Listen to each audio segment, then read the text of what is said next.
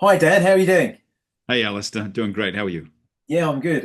We're going to talk today about consignment and anyone who might want to use consignment to sell their vehicle. Yeah. So, can you just explain what consignment is and why people would want to consign their vehicle?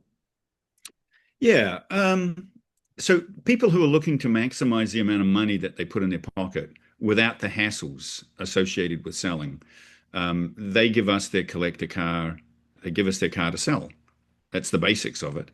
And with over 35 years of experience and contacts in the industry, we take care of everything from preparation of the car, if the car needs repairs, specialized detailing, to the very best videos, photography, social media advertising.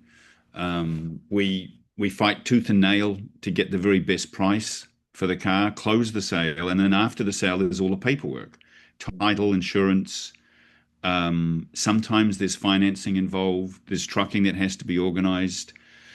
So from soup to nuts, we take care of everything. So we've been doing it for over 35 years now. And simply put, our job is to eliminate the vast array of hassles that are involved in selling a collector car. And based on our data, 90%, 90 plus percent of the time, we can get more money into the client's pocket than they would get if they sold the car themselves or if they sent it off to auction. And I mean, since 1992, we've been doing it and we are very, very good at it. Wow, that's impressive. Take us through how the consignment process works if someone wants to consign their car with you, and then tell us along the way what hassles you're removing for people and why you're able to get more money in their pocket more than 90% of the time. Yeah. That's really Yeah, interesting. the challenges involved in selling a car, a collector car, an old collector car especially, can be vast. And going into the process, you often can't see them because they crop up as you go along. So it can be simple things as, getting the car repaired by an expert shop.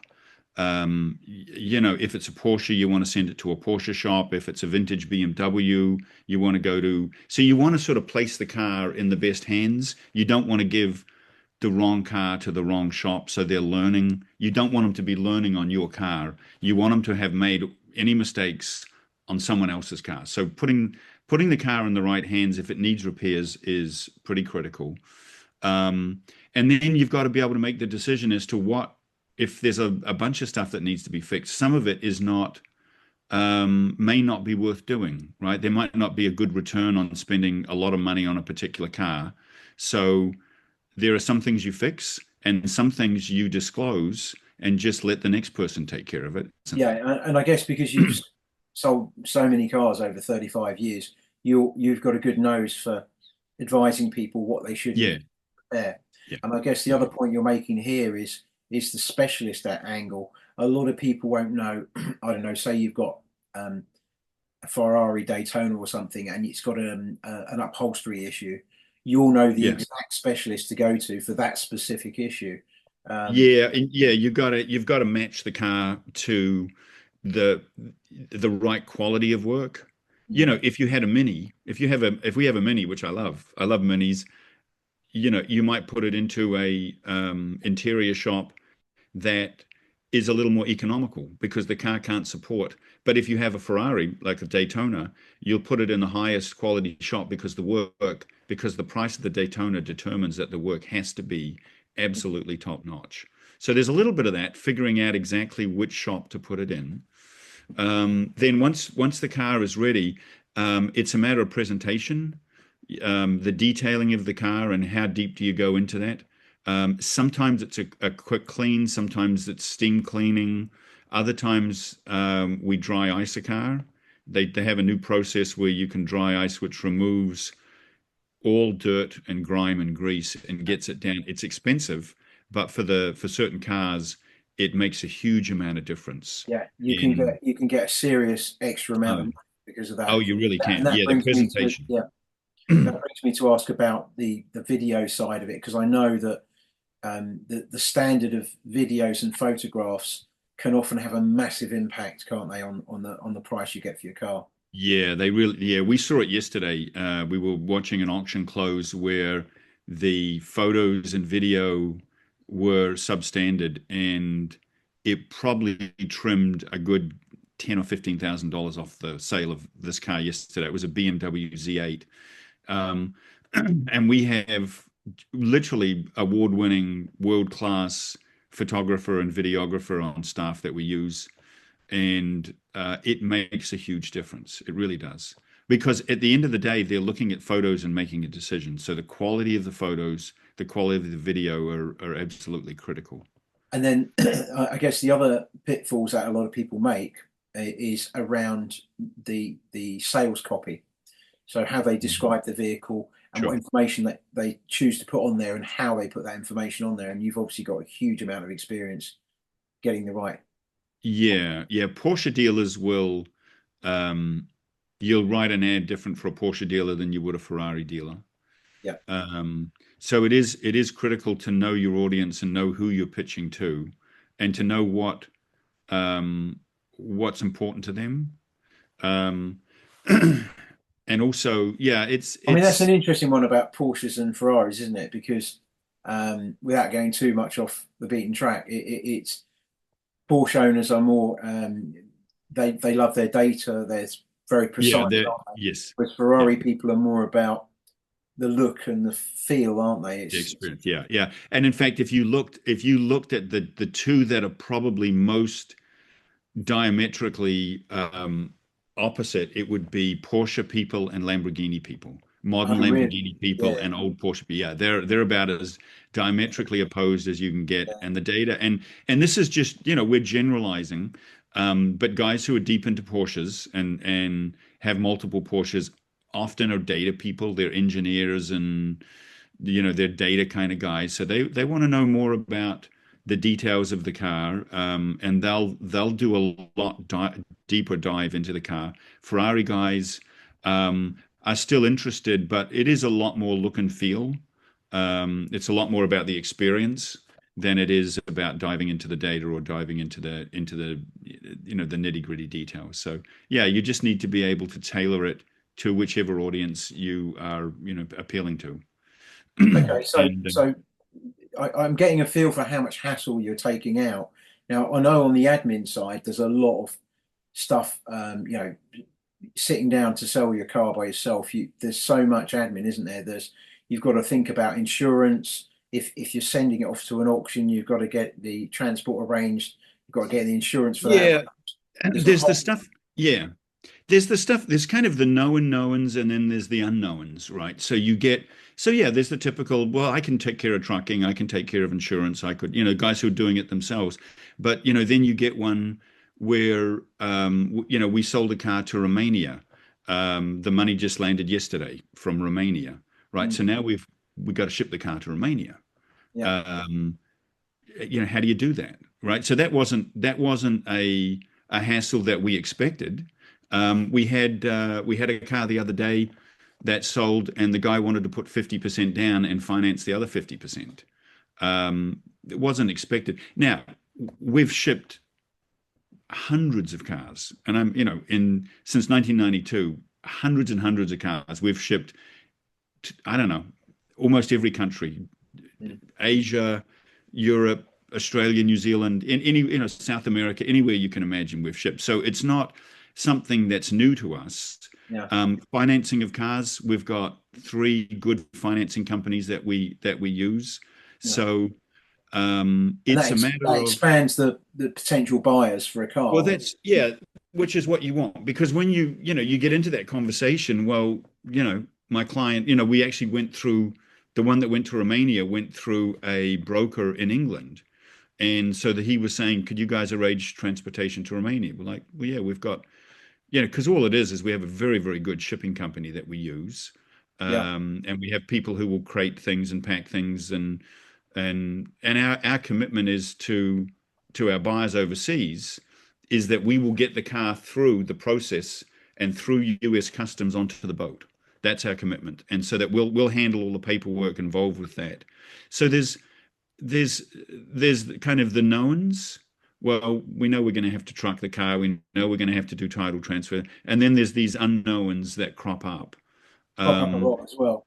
Yeah, and anybody who's been doing, I mean, if well, if you build a house, and you have an old, like our first carpenter when we renovated a house, he was in his late 60s. He'd been in the carpentry business for 50 years, and there wasn't a problem that we could give him that he hadn't seen before. And we're kind of like that, where it would be a little bit unusual for somebody to come up with a challenge or a hassle or a problem that we haven't solved at some point in the last 35 years. And I think virtually all the things that could happen, we've dealt with multiple times.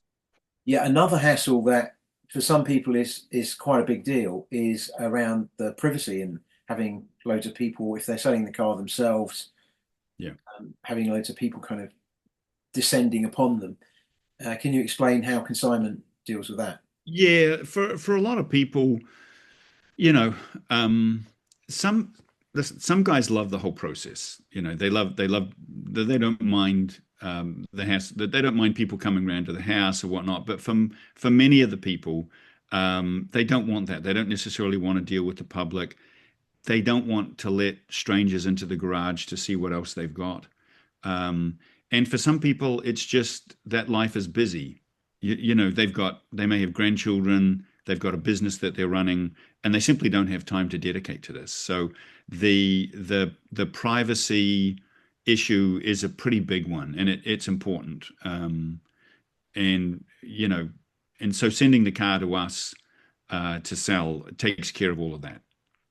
Great. Yeah, I wouldn't want loads of people Yeah, stomping round to my house. I'd much rather just have a one-shot stop and just off the yeah, vehicle goes, and my garage is now clear, yeah, and yeah, that feels like an ideal scenario for me.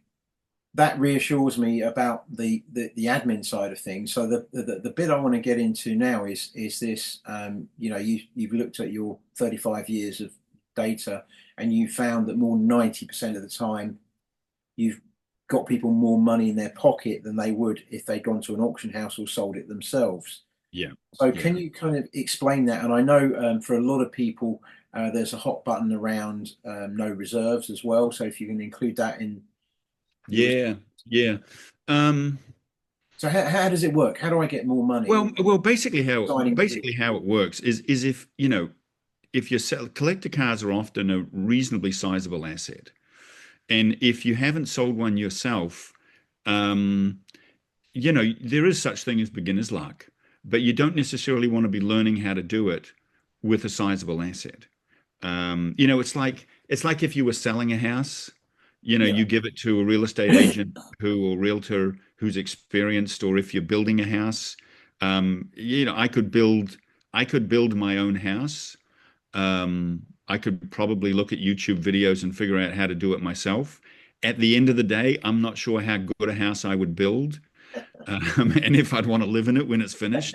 It's a little bit like that, where you don't necessarily want to be starting out gaining experience selling a large asset that you're planning on using. We want to maximize the amount of money, so yeah. So, experience so I does can matter. already get from what you've said already that because you know the specialist, you know how to do the Yep, sales. All of those things are going to increase the value that yep, I get, the great photos and videos, yep. and knowing where to go and to get the right and what to repair and what not to repair. So that all, I'm already seeing that I'm getting value there. Is in terms of how the auction houses work, Mm. they they end up taking a much bigger chunk than you do, don't they? They do. They have a big operation. A live auction is very expensive to run. They put up tents and they're in a facility and there's rent and all these things that go on. So they'll end up. Most people will only calculate the amount of money that they see coming out of their pocket. So they'll charge the seller 8 or 10%, and then they'll charge the buyer 12%. So what you'll see is, generally speaking, an auction house is going to take 20% of the proceeds. So out of all the money that was spent buying that car, the Yeah. auction house is going to pocket 20% or more. And as I say, they have big overheads and they need to, they're not doing it for free. We've been referred to as a boutique dealership. So we're a smaller, hands-on boutique dealership we don't have those same kinds of overheads. So consequently, our fees are, substantially less than you'd be paying if you sent it to auction. And I mean, literally 90, we've looked at it, it's like 97% of the time. We're going to be able to beat the auctions. We're going to be able to pay more attention to your car. And part of the challenge of an auction is that your car goes up across the block and it's live for 2 minutes, 3 minutes. And if the right If people some, aren't online at the time, if they're not online, or if they leave the room, or if the right people aren't there, and you need two of them, you need at least two to get the bid up. yeah. So if anything happens during those 2 minutes, then your car will sell for less. And And the this other is thing where that the no reserve thing comes in, isn't it? Yeah, what they want to do is they will take. You'll often hear auction houses say that they won't take any car. They won't allow a reserve on any car under $200,000. Yeah. It definitely under $100,000. And so we have clients who've given three or four cars, good cars, and at no reserve, and just had their head handed to them. Yeah. And so so the no reserve thing can really be quite dangerous. And you'll also see it, bring a trailer, which is where we do a lot of business on bring a trailer. That's a big part of it. And you'll see that some of the vendors who take clients' cars will do predominantly no reserve. They'll be leaning on clients to do no reserve. Yeah. Sometimes it's a good idea, but only in specific Yeah. situations. Yeah. The vast majority of the time, you want to reserve because you don't want your car to sell cheap. Yeah, and I know from the way you operate as a business, transparency is a really big Yes, value. So you're very transparent about the way you set your deals up and everything that's from yes, A to Z in the process. And absolutely. you're also highly driven and you set the deals up in such a way that you are very incentivized to maximize the amount of money you get for the client. And then the other thing that I know from how you operate is that it's not like an auction where if you've got a reserve and you didn't meet it, you have to deal with getting the car sent back or whatever. Absolutely. You're going to keep the car and not rely on this 2 minute window. You're going to keep Yeah. this car Yeah. and get it sold for the person. Yeah, and that's a good point, Alistair. That's a really good point. Is that if your car doesn't sell at auction, you put it on a truck and it gets sent back to you. Now you paid whatever trucking to get it there. You've paid whatever trucking to get it back, and any Insurance. Yeah. fees, insurance, everything that was involved in getting it ready. And now the car's back in your garage. And you'll see some of the bringer trailer vendors, the big vendors who sell 30, 40 cars a month. You'll see the same kind of thing. All they do is bring a trailer. If your car doesn't sell, then they'll ship the car back to you. We don't do that. If for some reason your car doesn't sell and bring a trailer, we will start advertising it. So we'll put it in, the online, But various often you're online. able to, you don't even need to go to bring a trailer sometimes, do you? Because you No, have a network of yes, buyers yeah, yeah. that will sometimes want that particular car straight away. Yeah, yeah. Sometimes it's a sale that happens without having to do any advertising. Yeah. It goes out to our database of buyers, and someone raises their hand. That's not uncommon at all. But yeah, our goal is not to send you your car back because it didn't sell. Our goal is to just, and it takes persistence sometimes, right? You got to find sometimes some of these specialty cars are such that it can take a while to find the right person who's prepared Yeah. to step up. Yeah.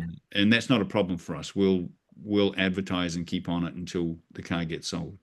Okay, that sounds great. So finally, the last question I have with you is just describe how the process works. If someone listening to this video is thinking, yeah, I think I want to explore that, how consignment would work.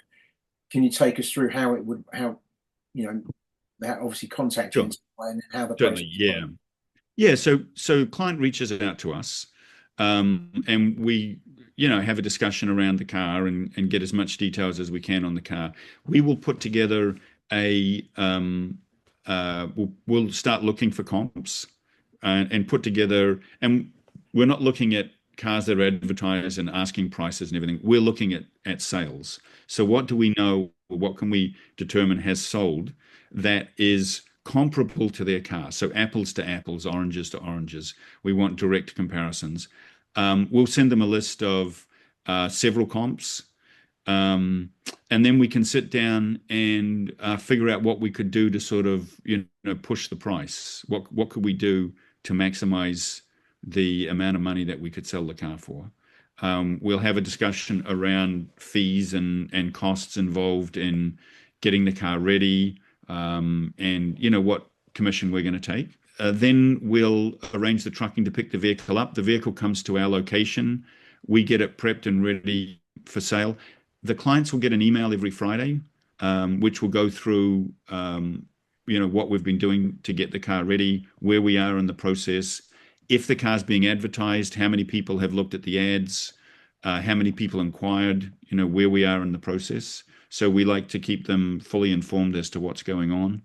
And then once the sale occurs, the client keeps a hold of the title while the car's being advertised. We'll need to take the car. In the majority of cases, we'll need to take the car.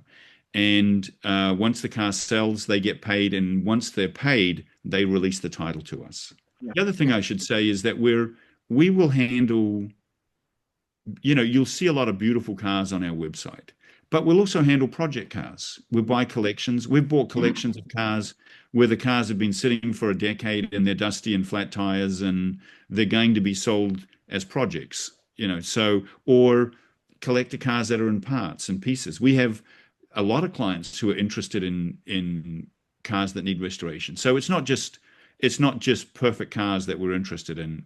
We also do good project cars we're excited about as well. So if people want to work with you, they can have a discussion with you about the value of their car, the way in which the best way to sell it, to Yep. maximize, what basically you're going to remove all the hassles, Yep. and you're going to come up with whatever strategies necessary to maximize the amount of money they get in their pocket when they sell the car. And on that point, because I know in a lot of the auctions, they advertise amounts that cars have been sold, but I know from a previous video that we did that only about 3% of cars were exceeding. One of the auctions we looked at was only 3% of the cars exceeded their.